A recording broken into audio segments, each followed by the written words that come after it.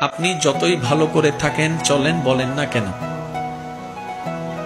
আপনি সমালোচনা থেকে বাঁচতে পারবেন। কিছু সত্য আছে, মানতে না চাইলেও মেনে নিতে হয়, বাস্তব। আপনি যতই ভালো করে চলেন, করেন, থাকেন, বলেন না কেন, সমালোচনা, বদনাম থেকে আপনি কখনো বাঁচতে পারবেন না। আপনি এর কাছে ভালো হলে দুইজনের কাছে আপনি খারাপ নিশ্চিত হবেন। সবার সাথে কখনো ভালো থাকা যায় না, পৃথিবীর সবাইকে খুশি করা যায় না, কিন্তু আমরা বোকার মতো সেই মানুষকে বারবার খুশি করার জন্য চেষ্টা করতেই থাকি, অক্লান্ত পরিশ্রম করতে থাকি। শ্রদ্ধার সাথে বলি, মানুষকে নয়, ওই মানুষের রবকে খুশি করার চেষ্টা করা দরকার।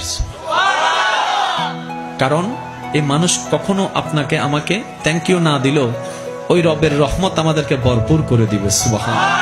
তাহলে সমালোচনা, বদনাম আপনি যদি মনে স্থান দেন, আপনার মন বারবার আঘাতপ্রাপ্ত হবে, কষ্ট পাবে।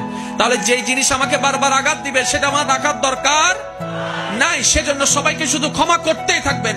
মনে রাখবেন, যে ক্ষমা যত বেশি করতে থাকে তে তত বেশি সুখে শান্তিতে থাকতে পারে। সুবহানাল্লাহ।